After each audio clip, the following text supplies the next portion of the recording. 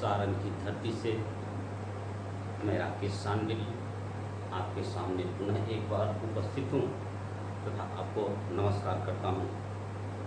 बंधुओं, बहुत दिनों के बाद आपके सामने उपस्थित होने का कुछ मुख्य कारण था कि मैं तो आपके साथ शिक्षक हूँ नहीं, मैं सिर्फ इसलिए किसी के कहने पर आपके सामने आ गया कि स्थिति बहुत ही विकट थी, लोग ऊहापोह की स्थिति में थे, क्या नहीं करें क्या करें। तो जो मैं ये नहीं कहता कि मैं बहुत विद्वान हूँ, बहुत जानकार हूँ और बहुत ही ज्ञानी हूँ तथा नियोजित शिक्षकों का पालनहार हूँ, लेकिन जो ही मेरे सामने ये बात आया, मुझे बात लग गया और मैंने सोचा कि नहीं, जो ही जानता हूँ आपके सामने रखूँगा, एक छोटा सा प्रयास करूँगा। हो सकता है आप मेरी बातों को समझें और मेरी बातों पर विचार करें, तो हो सकता है कि आप अपना निर्णय बदल दें, फॉर्म भरने और परीक्षा नहीं दे करके विशिष्ट शिक्षक बनने के अपने इरादे को बदल दें। इसी को जान करके मैंने प्रयास किया। लगभग 60-62 वीडियो मैंने बनाया। मैं ये नहीं कहता हूँ कि मेरे वीडियो से या मेरे प्रयास से आपने अमल किया और मैं ही आपको रोक दिया, लेकिन मुझे लगा कि नहीं, कुछ न कुछ बदलाव आया है और आपके विचार बदले हैं, आप अंदर से मजबूत हुए हैं। हो सकता है यह आपकी अपनी भी सोच हो, मैं ये नहीं कहूँगा कि मेरे कारण हुआ। खैर, जिसके कारण हुआ, लगभग 60-62 वीडियो मेरा आज भी YouTube पर पड़ा हुआ है और मैंने सोचा कि जितनी बातें थी, गूढ़ बातें, मैंने जब आपके सामने ला दिया तो चूँकि मेरा काम ये पेशा नहीं था तो मैं अपने काम में वापस, चूँकि मैं बार बार कहता था कि हम आपको आए हुए हैं बस इतना ही सतर्क करने के लिए, जो बातें गुरे हैं उसको सामने लाने के लिए, मैंने ला दिया। इसके बाद मैं न आपके साथ साटे पर था और न मैं अपने आपके कंपनी का मुलाजिम था, तो मैं अपने काम में लगने का निर्णय लिया और ना ही मैंने किसी लोभ लालच या किसी नेतागिरी के लालच से मैं आपके साथ जुड़ा था। हाँ, ये बात अलग है कि मैं जिस काम में लगता हूँ पूरे तन मन से, तन्मयता के साथ लगता हूँ, इसलिए मैंने अपनी सारी एनर्जी आप पर झोंक दी थी। अब कुछ लोगों को लगा, ये बात आपको धन्यवाद मैं देना चाहता हूँ कि आप लोगों का प्यार मिला मुझे, लेकिन कुछ लोगों को लगा कि नहीं, मेरी अहमियत छोटी पड़ रही है। कुछ लोगों ने इसमें चाल चलना शुरू किया, जिसका पुख्ता प्रमाण सबसे पहले 18 मार्च को मेरे सामने आया और मैं उसी दिन सतर्क हो गया कि इसमें कुछ लोग जो है सो फुटकी चलना शुरू कर दिए हैं। मैंने आगाह किया था, लेकिन इसके बाद भी कुछ लोगों को लगा कि नहीं, वास्तव में इनका कद बढ़ते जा रहा है, इनकी लोकप्रियता बढ़ते जा रही है। तो मेरा एक बहुत पहले से अपना ये व्यक्तिगत निर्णय है कि जब अगले को, किसी को लगने लगता है कि नहीं, मेरे कारण अगर किसी को परेशानी हो रही है तो मैं साइड हो जाता हूँ। इसके बाद बहुत लोगों ने बहुत से कीचड़ उछाला मेरे ऊपर। बहुत लोगों ने कहा कि साहब आप क्यों चुप हो गए, तो क्या करता, मैं कव्वाली करता दुगोला। जिसको जो कीचड़ में रहेगा वही कीचड़ उछालता है, वो फूल नहीं उछाल सकता है। हाँ, कुछ लोगों ने ये कहा था कि ऐसा नहीं होगा कि कुछ लोग आकर के इसमें नाम कमा करके चले जाएंगे। भैया, ये भी मुझे शौक नहीं है। कुछ लोग तो इसमें मुख्यमंत्री के कुर्सी तक का ख्वाब देख चुके थे, 1,25,000 नियोजित शिक्षक में ही। खैर, जो जिसको बनना है बने, मैं न राजनीति से हूँ और न कभी राजनीति करूँगा।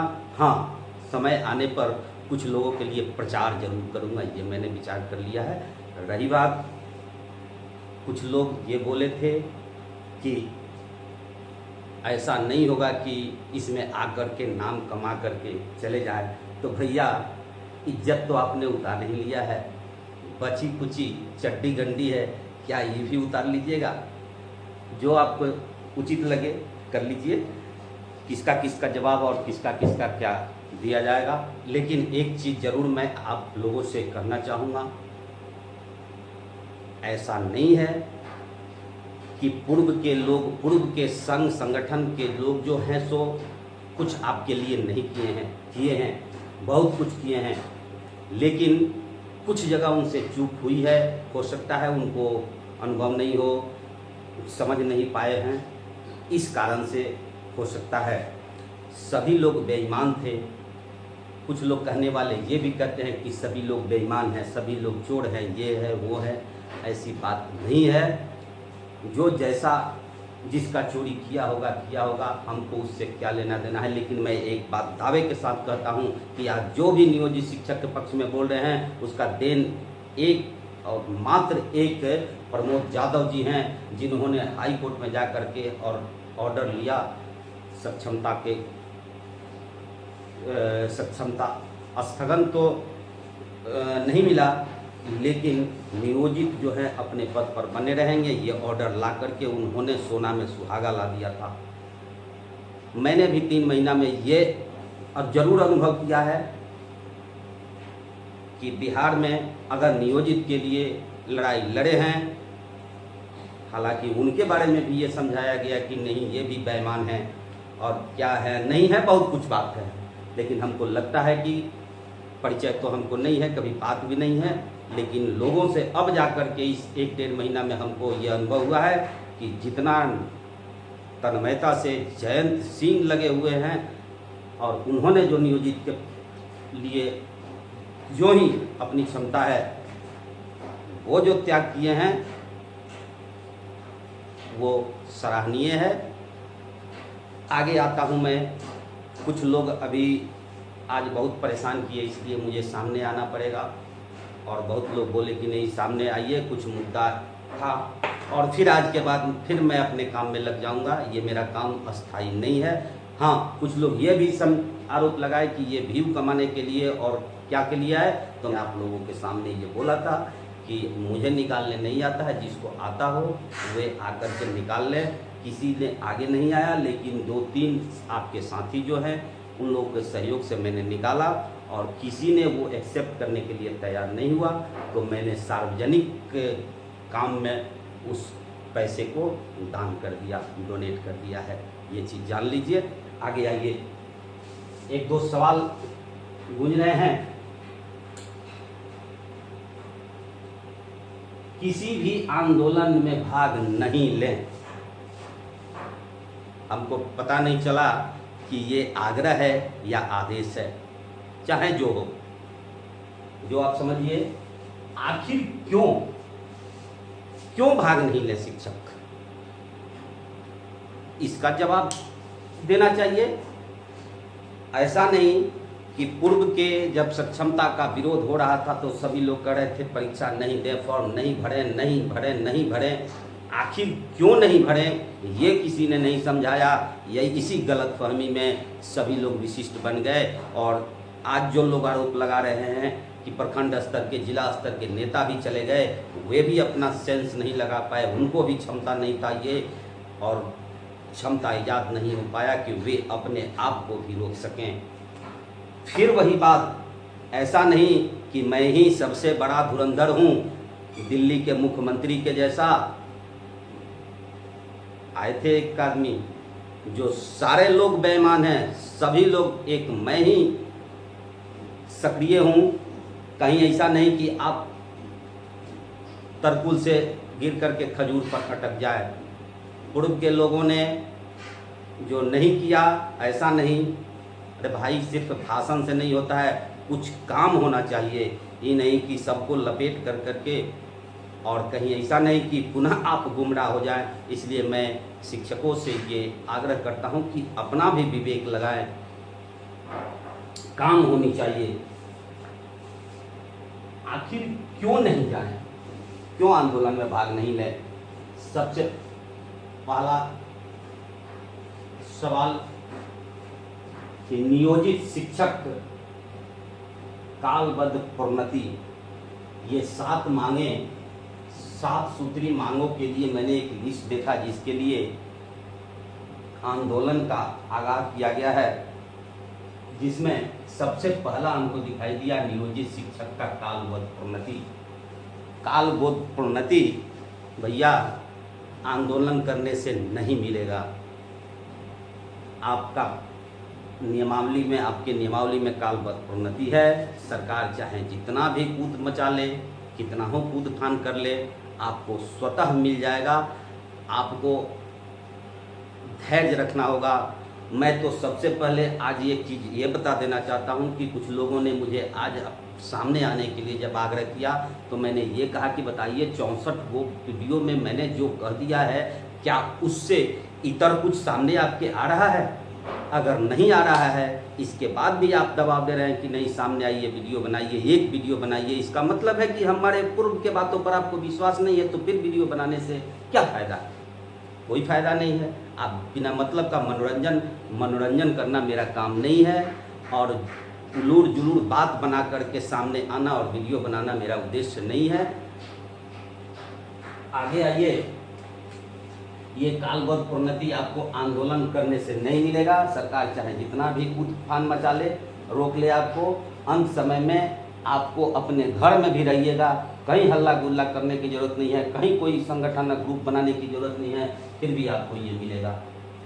विशिष्ट शिक्षक को निरंतरता, सेवा निरंतरता। अरे भैया, विशिष्ट शिक्षक को सेवा निरंतरता कैसे मिल सकता है? इसके लिए जो कह रहा है लोग तो गुमराह कर रहा है। सबसे पहले यहाँ समझिए, क्योंकि आप नियोजित शिक्षक अनुच्छेद 243 के तहत अधिकार प्राप्त केंद्र सरकार के अधिसूचना के अनुसार आपकी बहाली हुई थी, और आगे चल के अनुच्छेद 309 के तहत आगे विशिष्ट शिक्षक हों, बीपीएससी से हों, विद्यालय अध्यापकों सबका इसमें हो रहा है। इसमें निरंतरता कैसे मिल सकता है?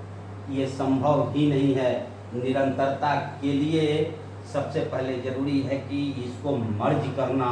243 और 309 को मर्ज नहीं होगा तब तक निरंतरता संभव नहीं है। अनुच्छेद 14 बाधक बन जाएगा। हाँ, राज्य सरकार को ये पावर है कि निरंतरता दे, लेकिन इसके लिए राज्य सरकार और केंद्र सरकार चाहे तो निरंतरता मिल सकता है, लेकिन उसके लिए बहुत लंबी प्रोसेस अपनानी पड़ेगी।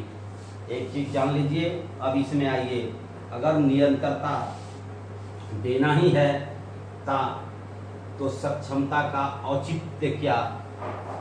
जब निरंतरता मिलता ही तो सक्षमता का क्या औचित्य? दूसरा, निरंतरता की स्थिति में पुरानी नियुक्ति पत्र ही मान्य होगा। हर हाल में अगर निरंतरता मिलता है तो पुरानी नियुक्ति पत्र ही मान्य होगा।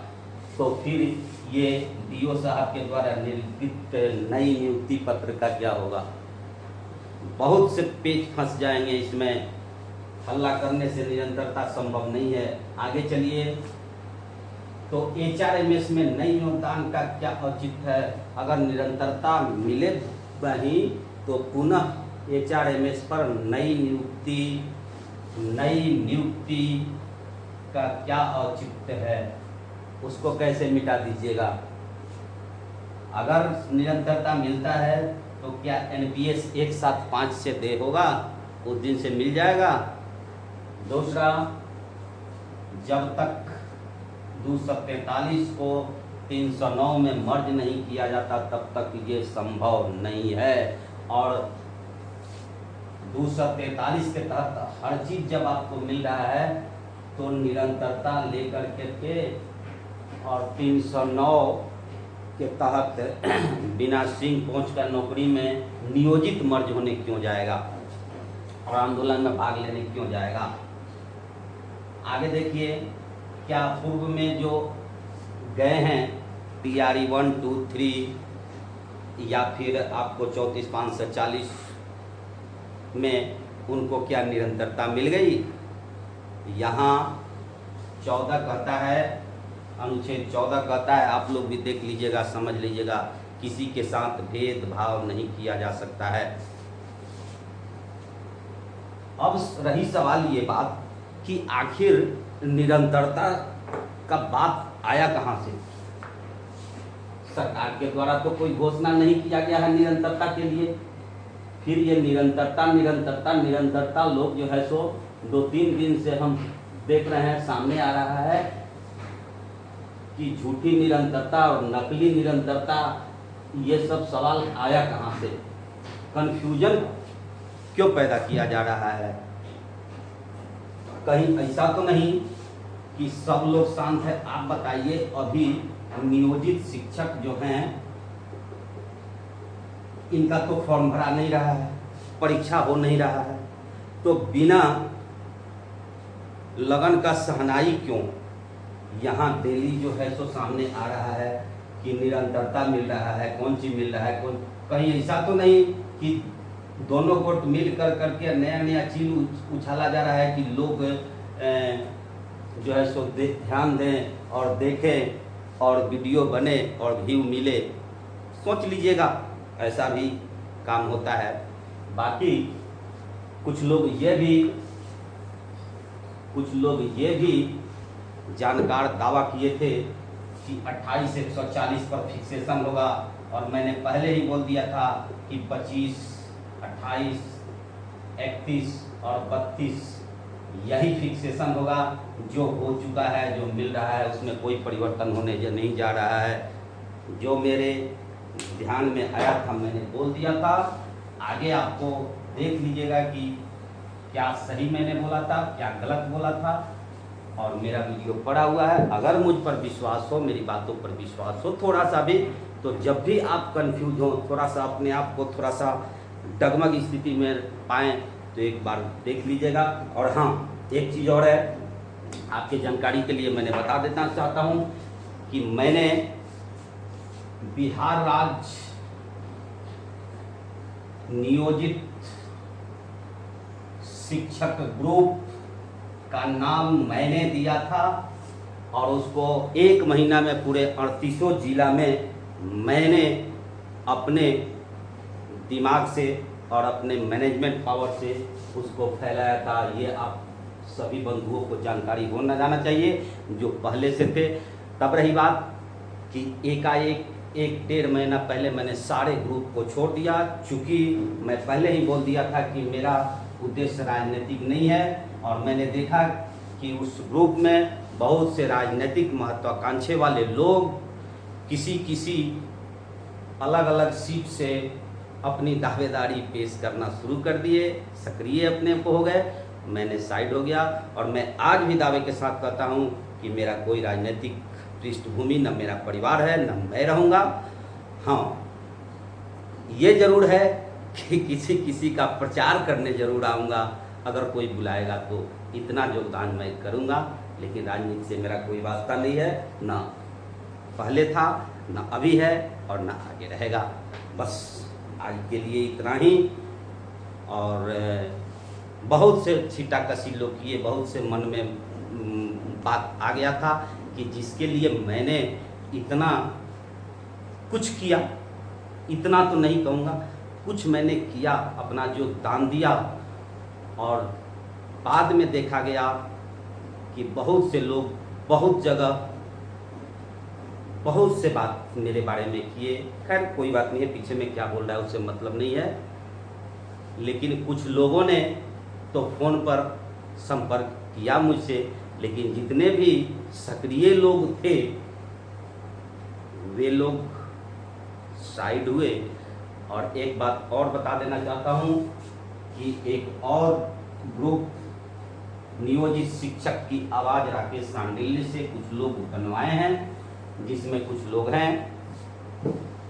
तो ये भी आरोप लगाया गया कि इसी ग्रुप से कुछ लोगों को लेकर के एक ग्रुप बनाया गया है। कुछ लोगों ने कहा कि नहीं ये ग्रुप बने, तो किया था मैंने,